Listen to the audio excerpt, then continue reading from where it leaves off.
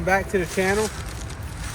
So I'm going to go over this Method 2 saddle real quick in my hybrid setup.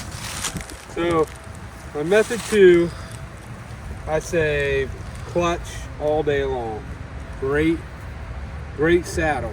Got the dual panels, got the magnets that separate them that you can just, like, I don't know, it's just, see how you can just take them off, separate them.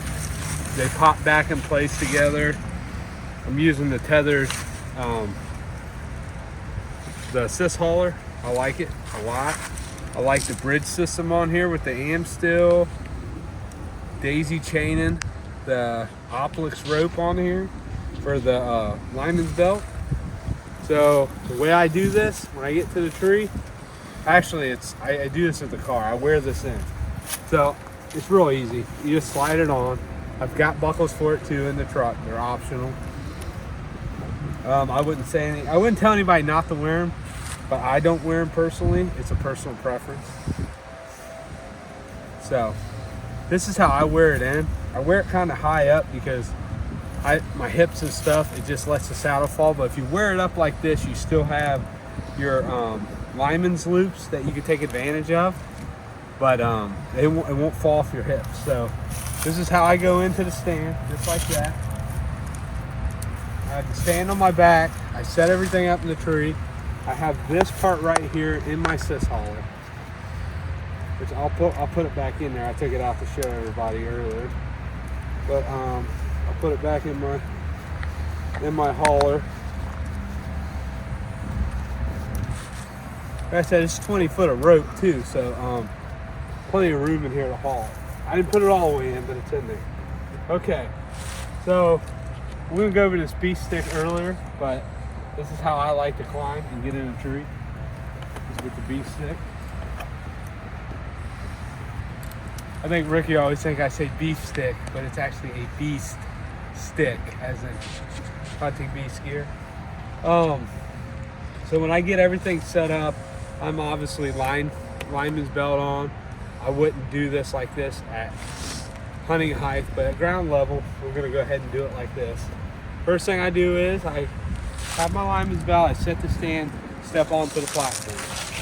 Next thing I do is I take this out of my pouch, just like this. It's got that quick link, so pretty convenient. You throw this around the tree. Now, for those of you who haven't seen the F4 Ascender, that's what this is right here. It's made by Sterling F4, and I like it a lot. I put a little tape right here so it silences it so it don't rattle. So in this quick link, all I'm doing with this quick link, and the jury's still out on the quick link, makes a little bit of a squeaky noise as you hear, and I'm sure there's ways to silence that, but really a sewn eye or a tied eye without the quick link would probably just be as good. But I'm using the quick link because I bought it, and I hate to buy stuff and not use it. So just to be honest, that's where I'm at. Okay, so what I do with the rest of this rope, so it's not just hanging there. Everybody's like, oh my God, it's a giant scent wick hanging from the tree. People freak out on me sometimes about that kind of stuff. So first thing I'm gonna do is I'm gonna put this in my pouch and grab my gear hanger around the tree. Okay, this gear hanger is how I'm gonna hang my bow. I'll show you how to hang real quick because it's actually that simple to hang. It's got a G hook on it. Take it around the tree just like that. Find one of the ones that you want to get into here. It's going to be this one here for me. And you grab that tab and you pull on it.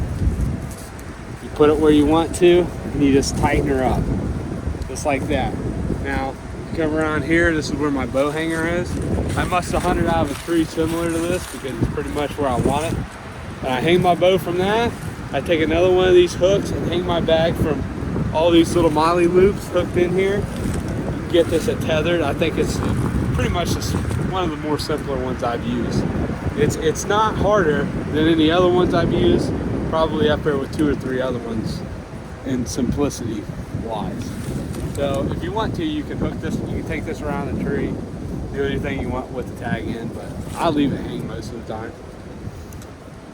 All right, so this F4 ascender, as you can see, it's looped through there. This is what I'm going to tie into with my bridge. I'm just going to clip it right in. So now I'm hooked into my Method 2 saddle. So let's really go through this Method 2. It's got the rope belt, which I love because I can grab it, loosen it up. Now I can position this to where I want it. Get this thing in there. Sit into it, put some pressure on there. Now I'm pretty much, here's how I'm gonna do my most of my sit right here. I'm gonna get in there, I'm gonna put my knees into that padding right there on that stand. I'm gonna sit just like this, ready to shoot, strong side over there. Now, what's great about this saddle, besides the fact it's not got hardly any metal on it, so the clang factor is not there really, is you can adjust this back here just like a back chain. So what I'm going to do is I'm going to take that apart. That's that magnetic button. I'm going to slide down here, and you can move this all the way up to where you're sitting in it, and it's got a built-in back chain. I can just lean like this, and I literally can sit like this forever. This is one of the best parts about this saddle. So this thing pretty much stretches out underneath the here, and it'll go pretty much up your back as far as you want it to. So now you are in a comfortable position where you're not supporting your back, and you don't have to carry an extra back band with you. So I think that's great. So the bridge, if you want to come in with the bridge here, it's got this adjustable bridge, and it's actually adjustable even here on the loops. I can tighten these and move them up and down the bridge loop to give me a different comfort channel. It's pretty much like in the Phantom saddles, you have comfort channels. They've done the same thing, and it holds pretty good. And I can lengthen and shorten this bridge. So if I want to lean, so watch how simple this is right here. So I'm going to let this fall back down here. I'm going to reach down, I'm going to pick this up, and I'm going to get it to snap back into place. That simple. Now it's back into its original, I guess, transport mode.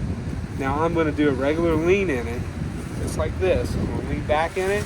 I hunt like this a lot too. And I've got this whole platform to stand on. You can use a bottom strap if you feel comfortable. It's got the quick button here for it, or the Versa button. So I can sit here and stand all I want.